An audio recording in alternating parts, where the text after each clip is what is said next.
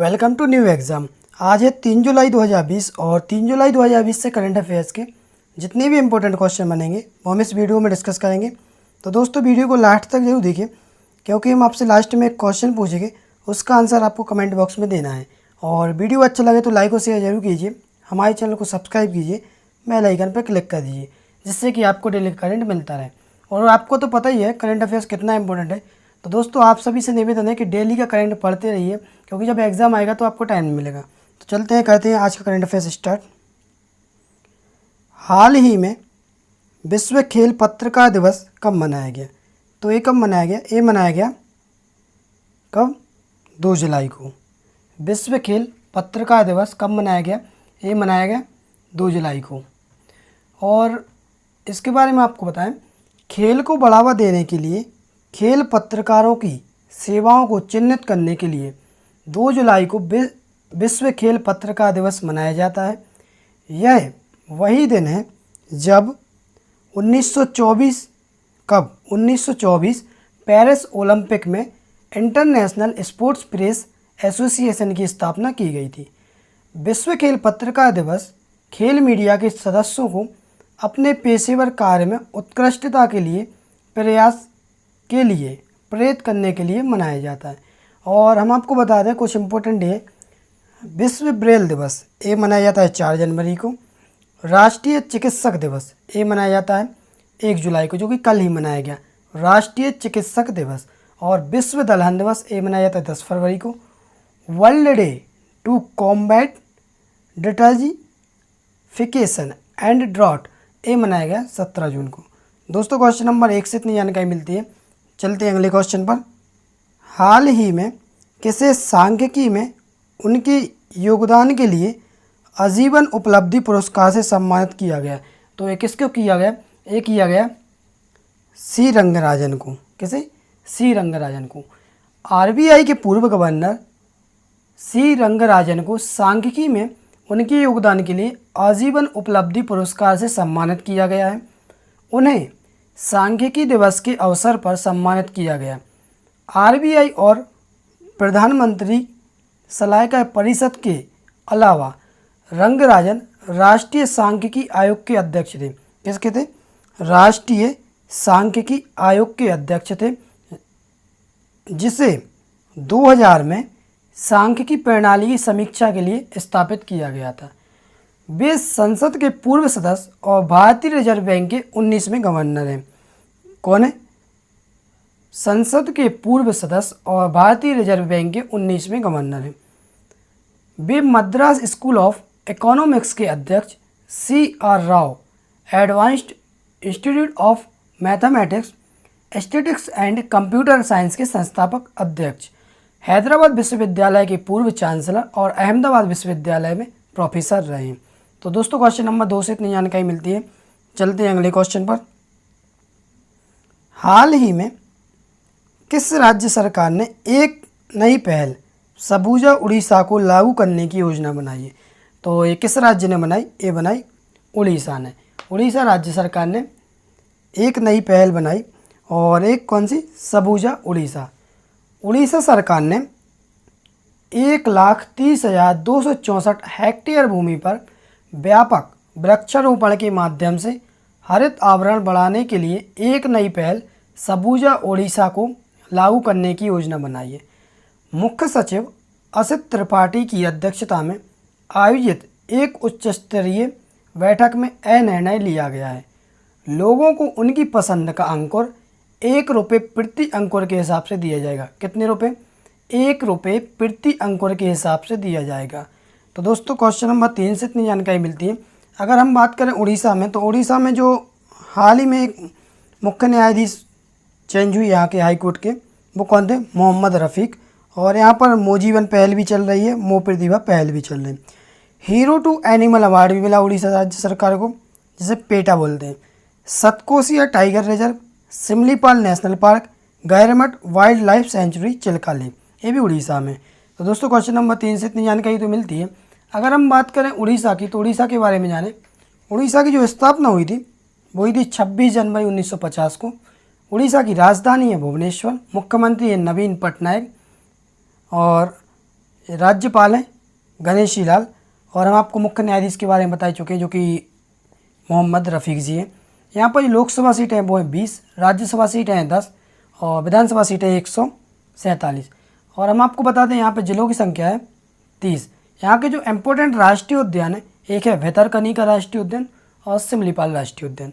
तो दोस्तों question number 3 से इतनी जानकारी मिलती है। चलते हैं अगले क्वेश्चन पर। हाल ही में राकेश कुमार अरोड़ा को किस देश में भारत का अगला उच्चायुक्त नियुक्त किया गया? तो ये किस देश में किया गया? ये किया गया सिएरा लियोन में। कहाँ? सिएरा लियोन में। राकेश कुमार अरोड़ा को सिएरा लियोन गणराज्य में भारत का अगला उच्चायुक्त नियुक्त किया गया। वे वर्तमान में ब्रुसेल्स में भारतीय दूतावास में काउंसलर हैं। उम्मीद है कि अरोड़ा जल्दी नया कार्यभार संभालेंगे। तो दोस्तों क्वेश्चन नंबर 4 से इतनी जानकारी मिलती। चलते हैं अगले क्वेश्चन पर। हाल ही में किस देश के इतिहास में पहली बार सेना में एक महिला अधिकारी को लेफ्टिनेंट जनरल नियुक्त किया गया? तो ये किस देश में किया गया? ये किया गया पाकिस्तान में। कहाँ? पाकिस्तान में। पाकिस्तान के इतिहास में पहली बार एक महिला अधिकारी को पाकिस्तानी सेना में लेफ्टिनेंट जनरल के पद पर नियुक्त किया गया है। मेजर जनरल निगार जोहर, कौन? निगार जोहर पाकिस्तान की पहली महिला अधिकारी बन गई हैं जिन्हें लेफ्टिनेंट जनरल के पद का पदोन्नत किया गया है। सेना अधिकारी को पाकिस्तान सेना की पहली महिला सर्जन जनरल के रूप में नियुक्त किया गया है। तो दोस्तों क्वेश्चन नंबर 5 से इतनी जानकारी मिलती है। अब बात आती है पाकिस्तान की। तो पाकिस्तान की जो राजधानी वो है इस्लामाबाद। मुद्रा है यहाँ की पाकिस्तानी रुपया। राष्ट्रपति है यहाँ के आरिफ अलवी। और यहाँ का जो राष्ट्रीय खेल है जो कि अपना भी है हॉकी राष्ट्रीय खेल। तो दोस्तों क्वेश्चन नंबर 5 से इतनी जानकारी मिलती है। चलते हैं अगले क्वेश्चन पर। हाल ही में किस राज्य के मुख्यमंत्री ने राज्य के सरकारी विश्वविद्यालय और कॉलेजों को जोड़ने के लिए ई ग्रंथालय का उद्घाटन किया है? तो ये किस राज्य ने किया? ये किया उत्तराखंड राज्य सरकार ने। उत्तराखंड के मुख्यमंत्री त्रिवेंद्र सिंह रावत, कौन? त्रिवेंद्र सिंह रावत ने राज्य के सरकारी विश्वविद्यालय और कॉलेजों के पुस्तकालय को जोड़ने के लिए ई ग्रंथालय, कौन सा? ई ग्रंथालय या ई लाइब्रेरी का उद्घाटन किया। उद्घाटन के दौरान राज्य के 5 विश्वविद्यालयों और 104 कॉलेजों, कितने? 5 विश्वविद्यालयों और 104 कॉलेजों को ई लाइब्रेरी से जोड़ा गया। और ई लाइब्रेरी के माध्यम से छात्रों को 35 लाख पुस्तकें उपलब्ध होंगी। कितनी? 35 लाख पुस्तकें उपलब्ध होंगी और 2.5 लाख से अधिक छात्र इससे जुड़ सकेंगे। अब बात आती है उत्तराखंड की। तो उत्तराखंड की राजधानी है वो है देहरादून। और यहाँ पे जो लोकसभा सीट है वो है 5, राज्यसभा सीटें हैं 3 और यहाँ पे जिलों की संख्या है जो कि कितनी है? 13। यहाँ के जो मुख्यमंत्री वो है त्रिवेंद्र सिंह रावत, राज्यपाल है बेबी रानी मौर्य और यहाँ के जो चीफ जस्टिस हैं वो है KM जोसेफ। और इसका उत्तराखंड का जो गठन हुआ था वो हुआ था 9 नवंबर 2000 को। तो दोस्तों क्वेश्चन नंबर 6 से इतनी जानकारी मिलती। चलते हैं अगले क्वेश्चन पर। हाल ही में विजडन पत्रिका द्वारा 21वीं सदी में विश्व के सबसे मूल्यवान टेस्ट खिलाड़ी की सूची में रविंद्र जडेजा की रैंक क्या है? तो इसमें रविंद्र जडेजा की रैंक है 2nd नंबर पर। कितनी? 2 नंबर पर। रविंद्र जडेजा को विजडन पत्रिका द्वारा 21वीं सदी में भारत के सबसे मूल्यवान टेस्ट खिलाड़ी के रूप में नामित किया गया है।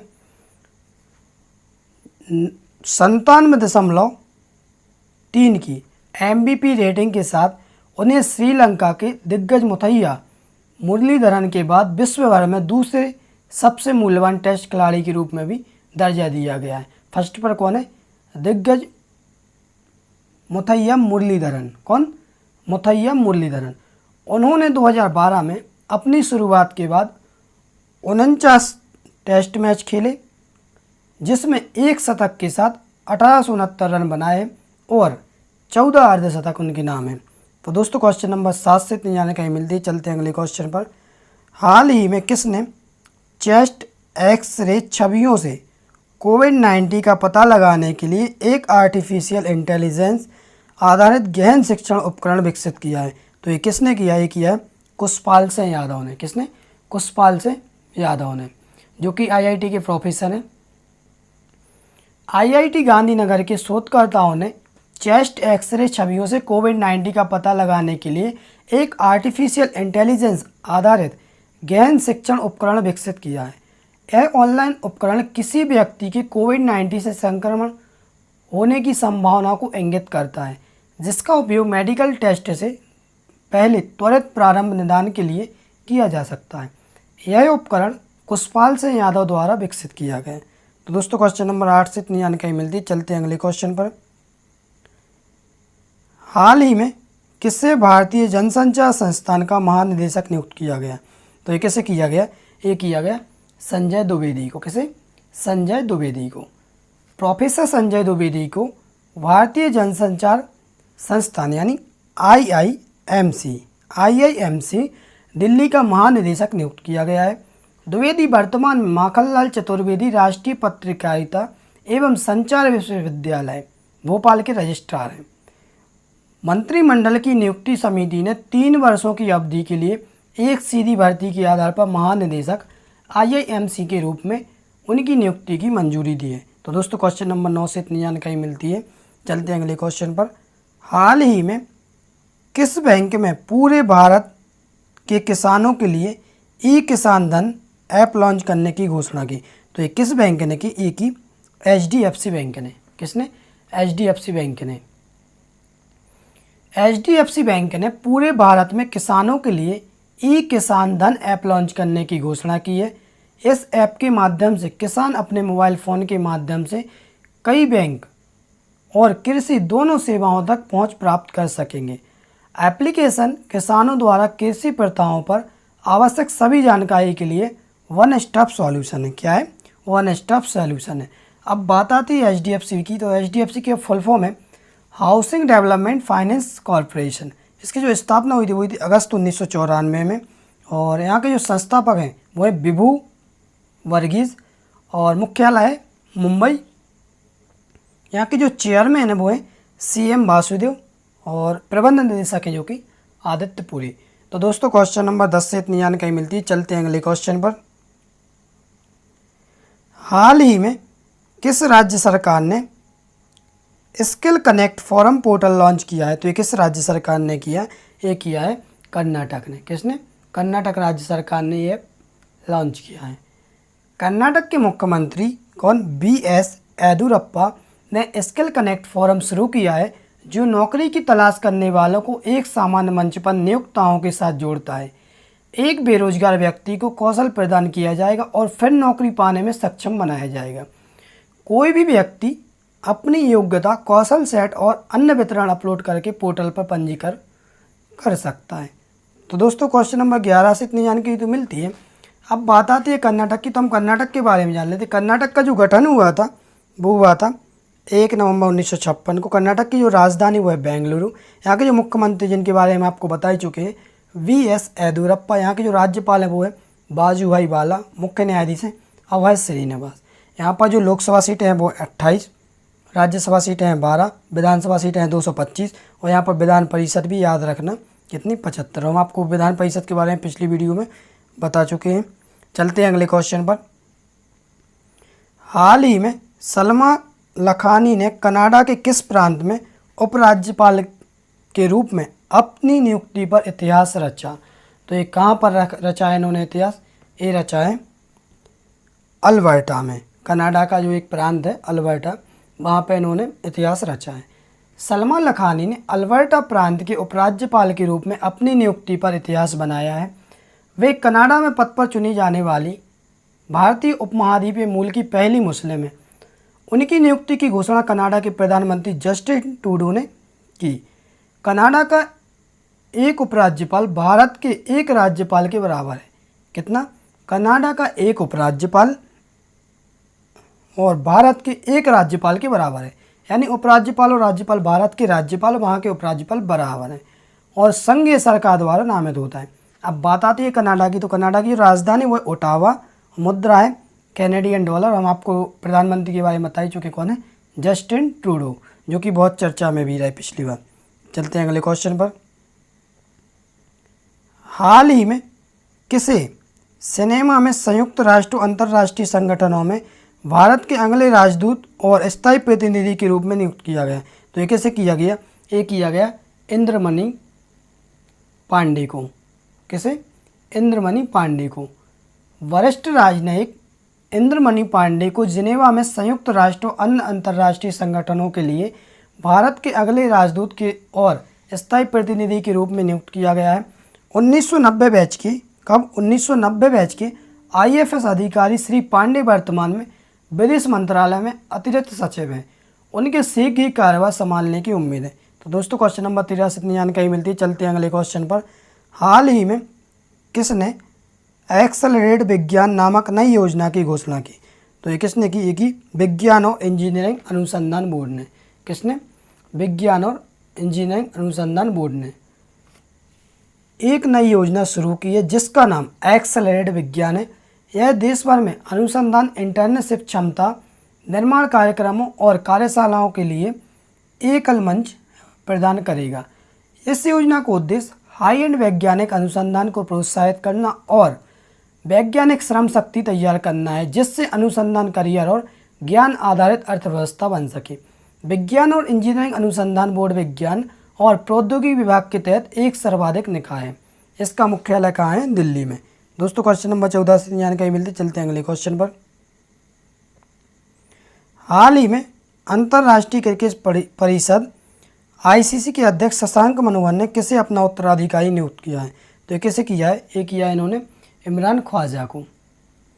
भारत के शशांक मनोहर ने अपने उत्तराधिकारी की घोषणा की चुनाव प्रक्रिया से एक सप्ताह पहले अंतर्राष्ट्रीय क्रिकेट परिषद के अध्यक्ष पद त्याग दिया।